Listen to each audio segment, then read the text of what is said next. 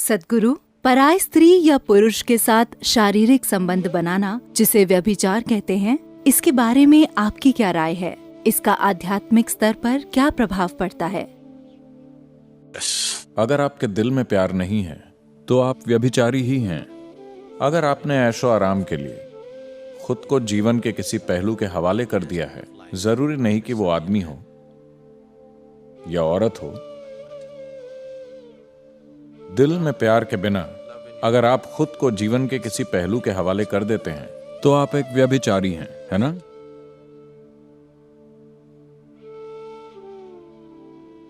तो क्या मैं व्यभिचार के खिलाफ हूं?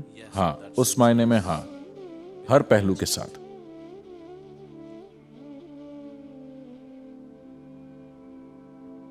लेकिन अगर आप उस बारे में बात कर रहे हैं जिसे समाज व्यभिचार मानता है,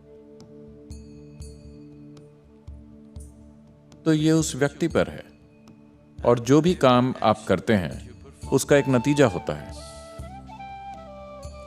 लेकिन अधिकतर लोग जब नतीजे सामने आते हैं वो उन नतीजों का सामना करने को तैयार नहीं होते, लेकिन उन नतीजों का सामना किए बगैर ही वो ऐसे हालात चाहते हैं जिनका वो मजा ले सकें।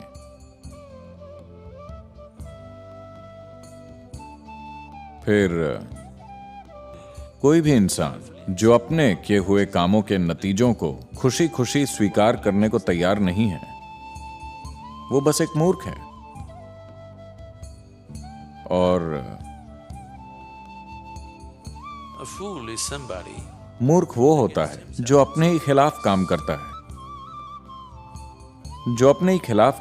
है, कोई भी इंसान जो खुद को अपने खिलाफ कर लेता है या कर लेती है, उनके बारे में हम क्या कहें? तो अपने कामों के जरिए अगर आप खुद को अपने खिलाफ कर रहे हैं, because you do things क्योंकि आप बिना सोचे चीजें करते हैं, आप चीजें चुनाव से नहीं कर रहे, आप चीजें बिना सोचे सिर्फ इसलिए कर रहे हैं क्योंकि आप अपने शरीर के या भावनाओं के एक पहलू के आगे झुक गए हैं, तब यह निश्चित रूप से ठीक नहीं है, क्योंकि आप अपने लिए तकलीफ पैदा करेंगे। कोई भी चीज जो किसी इंसान के लिए तकलीफ लाती है, खासकर उसके खुद के लिए, क्या वो ठीक है? कोई इंसान जो खुद के लिए दुख और तकलीफ को न्योता देता है, वजह चाहे जो भी हो, उसका कोई तुक नहीं है।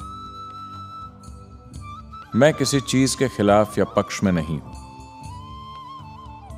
मैं चाहता हूं कि आप समझदारी से जिएं। जिसमें भी आपको सबसे ज्यादा समझदारी लगे, आपको वही करना चाहिए। क्या यह गलत है, क्या वो गलत है, मुद्दा यह नहीं है। क्या आप अपना जीवन समझदारी से जी रहे हैं? सवाल बस यही है। or are you a slave of something? या क्या आप किसी चीज के गुलाम हैं और मेरी सहमति लेने की कोशिश कर रहे हैं अपनी किसी बेवकूफी के लिए? नहीं, मैंने न तो किसी काम के लिए मंजूरी दी है और न ही नामंजूरी दी है। As long जब तक आप उस बारे में समझदारी से बर्ताव कर रहे हैं जो आप कर रहे हैं। नासमझी भरा जीवन पाप है ना? अगर आप समझदारी से जीते हैं, इस तरह से कि ईश्वर भी आप पर गर्व करे, तो ठीक है।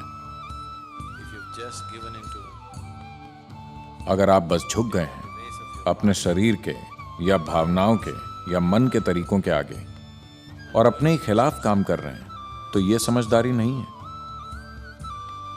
तो ऐसी बेवकूफी, क्या यह गलत है? मैं ये भी नहीं कह रहा हूं कि यह गलत है, यह बस बहुत सीमित और बेवकूफी भरा है। मैंने अपने जीवन में कभी किसी चीज को सही या गलत नहीं कहा है, लेकिन जो भी चीज सीमित या बेवकूफी की हो वो करने लायक नहीं है। तो मैं कहूंगा कि व्यभिचार करने लायक नहीं है। क्या यह सही है या गलत? मैं कौन होता हूं जीवन की किसी चीज के बारे में फैसला करने वाला? मैं जीवन के बारे में फैसले नहीं सुनाता।